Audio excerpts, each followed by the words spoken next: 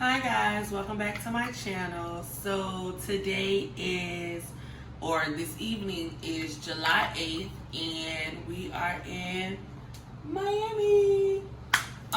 So we drove from Tampa where we live. Tomorrow will be July 9th and I will be taking my ALF Core Competency Exam. I am really nervous. I have been studying all week, all day, the whole drive, 10 minutes ago. So I know you probably like, well, why didn't you just take it to Tampa? So originally my plan, well, still kind of my plan, was the next available testing was here in Miami. So I wanted to go ahead and take it to see what the test was like and what I needed to study. I'm still hoping, praying, and study to try to pass it tomorrow. But should I not pass it, and then I can take it again in August in Tampa. But it's not really any information anywhere on the internet about this exam. Like, I don't know, like I was looking for videos on like reviews or just any information about it, and it's just like the basic information. It's 100 questions, it's $200, it's 2 hours, but not the information that I want. I am gonna take it myself and find out. Honestly, I don't feel like I'm prepared, just because if you are in the field or getting into opening your own facility, you know it is a lot of rules, regulations, sections, subcodes, everything you could think of. So I guess I just don't know exactly what to study. I'm trying to study it all, and so we'll see how that works out for me tomorrow. So I wanted to do a video of the night before, the morning of, and the afternoon after. So I take it tomorrow, July 9th, at 12. I have to be there at 11:30. I have to bring my ID, my admissions email, sharpen pencils and eraser, or this is a sharpener, but pencils, eraser, and I think that's it. You can't have no water, no cell phones, no nothing. Okay, so we came downstairs for breakfast. It is now like 9 something. So I got pancake, half a bagel, eggs, orange juice.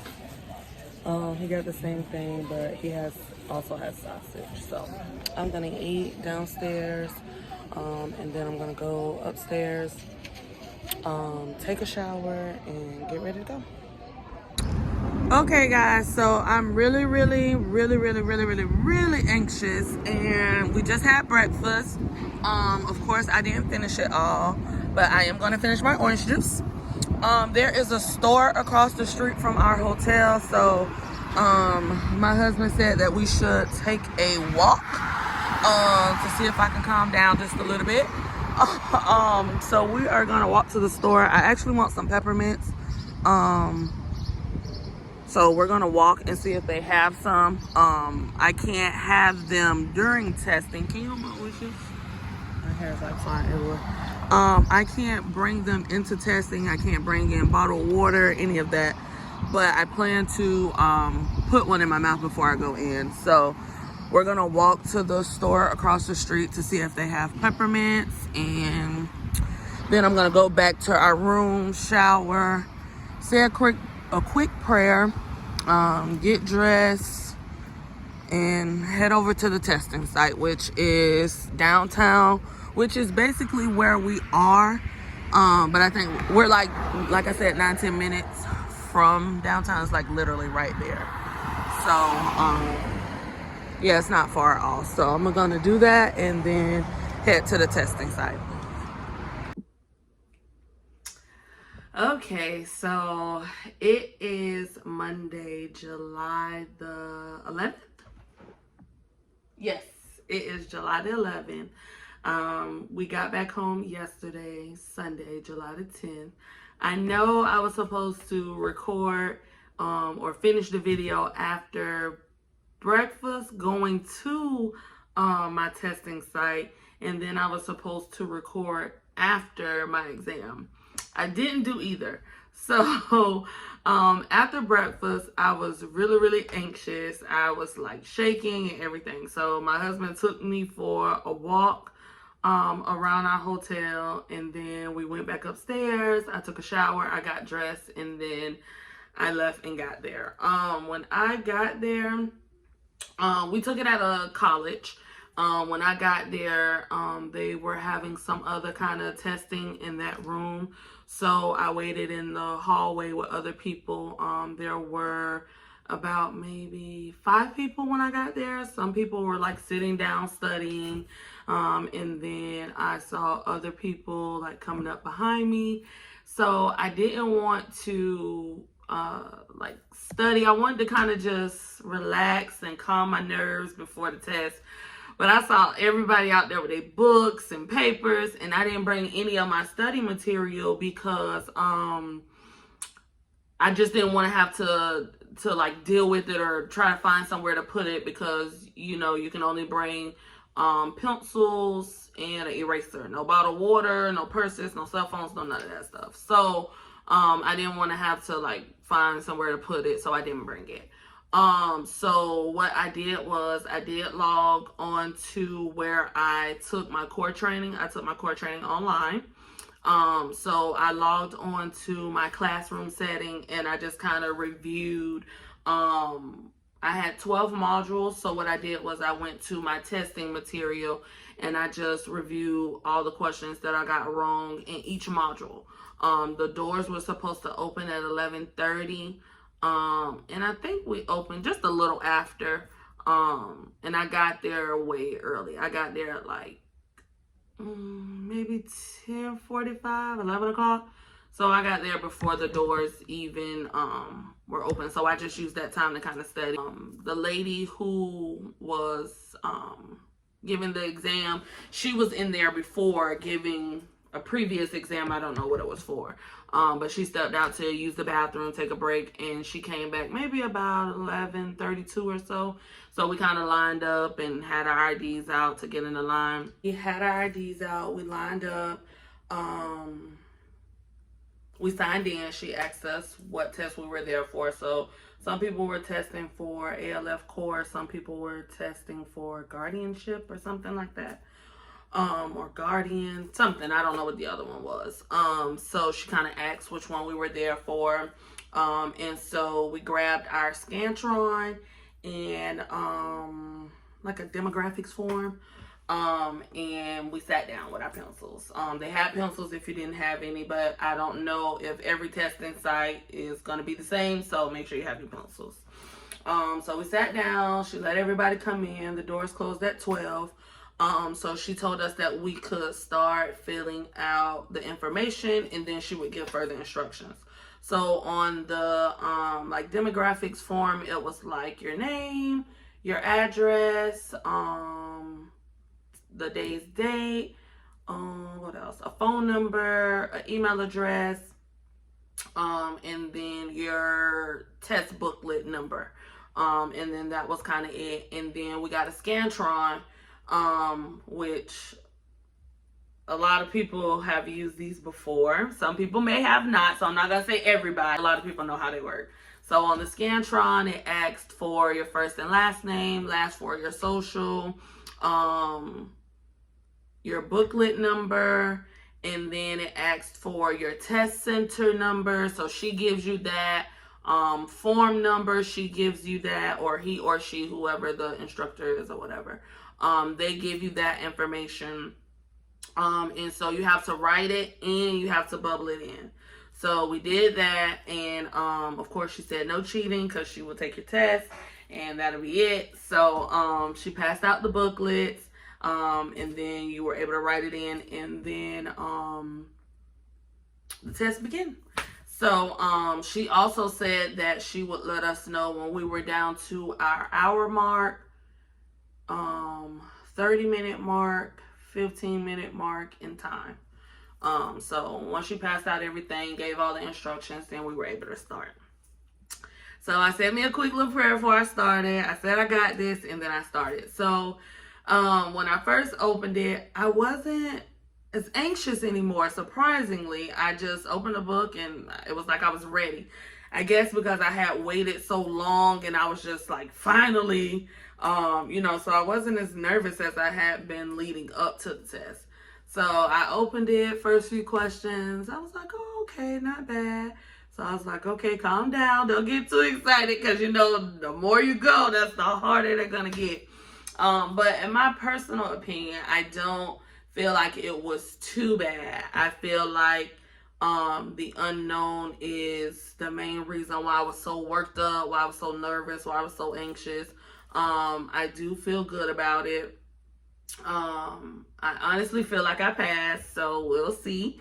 But she also explained that the results are mailed out within 3 weeks, but they post the results of who passed online the same day that they mail out the results. So you are able to find out before you get your information in the mail if you have passed or not, which I kind of figured. Just because before I would test, I would go on there, like you go on the ALF McDonald research website where you register to take your core training, and you can click list of successful examinees, I think is what it's called, and it's green. And so you click on it, and then you just click search, and then it'll tell you the person's first and last name and the date they took the test. So I know, like, when the people took their test on June the 17th, that next Friday, it was already on there. So the people who took theirs on the 25th, it was like a week and 4 days, then it was on there. So I guess I just was checking because I was trying to figure out the pattern so that way when I take my test, I can figure out how soon I could go on there to look and see if I passed or not. So she did give us that information. So I took mine on the 9th. So I told myself I'm not going to be trying to check every day. I'm just going to be a crazy person until it's on there. So I told myself I'm not going to check until the 15th, which is this Friday.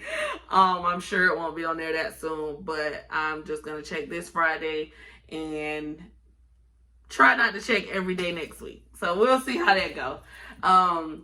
But what I am going to do is I am going to, when I'm looking or when I'm checking, I'm going to have my husband record me so that way he can catch my reaction.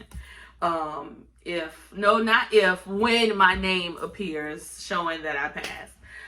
So yeah, it's mailed out within 3 weeks, but the same day that they mail the results to you, they also post it online. So you can either search your name, and if your name comes up, then, you've passed, or you can just hit search and it'll bring up everybody and you'll see. So maybe if you type your name in and it doesn't come up, that doesn't automatically mean you did not pass. You could be searching too early.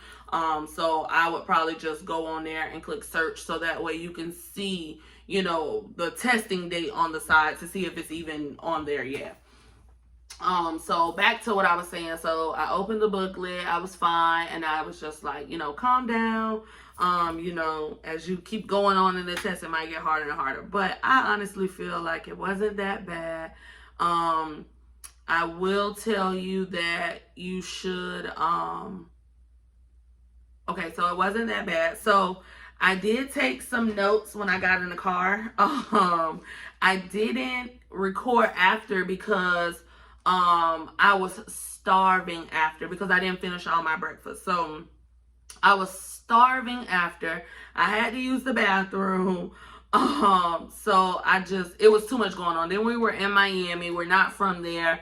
So my husband was like, I don't remember where I dropped you off at. Even using the GPS, he still couldn't find me. So I had to send him my location. So it was a lot going on after testing. So I did not get to record. And then we had a date to make candles, which was really nice. So what I did do was when I got in the car, I just kind of jotted down a few things that I remember. Of course, I don't remember all 100 questions. I barely remember 10 questions. So I just wrote down a few that I did remember, and then so that way when I did do the video, I would be able to kind of give some examples. So like I said, when I was searching for information for the core training, I didn't find much information about it. So it is scenario based. It is 100 questions. It's done on a Scantron, and it's multiple choice. So before I was just like, well, is it fill in the blank? Or, I just didn't know what to expect. And that was probably adding to my, nervousness and shaking and everything. Like I said, just the unknown. So I did take some notes. So, like I said, they're scenario based. So one of the questions, and these weren't the names that they used, but it was something similar to the fact of, if Mr. John chokes Mr. Ron, who would you call, if anyone? And so then it'll be like A, B, and C, and answer A would be like 911. Answer B would be like Department of Children and Families. Answer C would be Department of Elderly Affairs. Or answer D would be like ACA, which is the Agency for Healthcare Administration. So it was a question on there like that. Also, it was a question on there like, if Miss Daniels goes to an unlicensed staff and say my blood pressure pills while holding a different type of medication, what should the unlicensed staff member do? And so it'll, again, A, B, C, D, and it'll say like, give her the medication that she's holding. Answer B would be like, ask her more questions to try to figure out, is she looking for that is she looking for that medication, or what she's trying to get to. Walk away or do nothing. So it's just different stuff like that. I don't want to say too much because I don't want them to come trying to get me. I don't know if they change the questions on the test, if they change it often, or how it's done. So I don't want them to say I was giving out questions and answers. So I would say it was a lot on medication. So regarding unlicensed staff, licensed staff, how to store the medication, how to discard of the medication. What else was on there? I'm looking at my notes. I would say you do, when you're studying the rules and the statutes and laws and stuff like that, I would say to know the definitions. Like when you're reviewing, it'll say agency is for, when they're saying agency, they're referring to Agency for Healthcare Administration. I would say no information like that. They don't say, what is agency, or, they don't say stuff like that, but they will ask you certain questions. So you should know, the definitions. You should know what the different offices provide, or what they're in charge of, what they review as far as inspections and stuff like that, because they will ask you like, okay, who's doing this inspection? So you should study your definitions, know about the medications, know the different companies as far as like what the fire marshals do, what Department of Elderly Affairs do, what ACA does. So I would get familiar with all of that. What else? So I was really worried about, like, when you take your core training, and when you're reviewing, the rules and the policies and stuff, you'll see that they'll have a chart in there. And if you are licensed for 0 to 5 beds, you need to have 168 hours per week as far as like staff working. So there's a chart, and it goes down 6 to the next number, and then that's how many hours you need. So I was really worried because I didn't remember that chart by heart. So So I tried to figure out a little quick way, like a cheat sheet in my head to come up with it in case they ask, but they didn't ask that at all.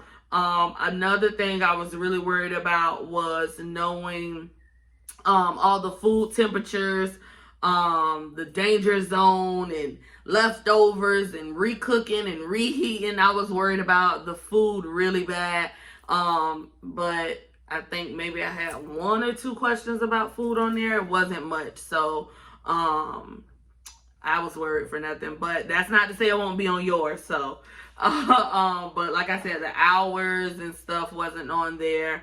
The food, it wasn't a whole lot of those questions. It was a lot of, like I said, medication questions, and they are all scenario based. So it wasn't too bad, but I just wanted to give a little video, a little review of how I felt about it, how the exam was, and just some information, because like I said, it was a lot of unknown for me. I didn't know it would be multiple choice. I didn't know if it would be fill in. I just didn't know what to expect. So I just wanted to kind of do this video just to kind of give, my view on it and how I think it was. So like I said, I know in the beginning I was really worried because it's so much information, and it's just like, what do I study? You want to study it all, you want to know it all, but it's like, what do I really need to kind of like triple study so that way I know this information? So my next update on the core exam will be in 2 to 3 weeks.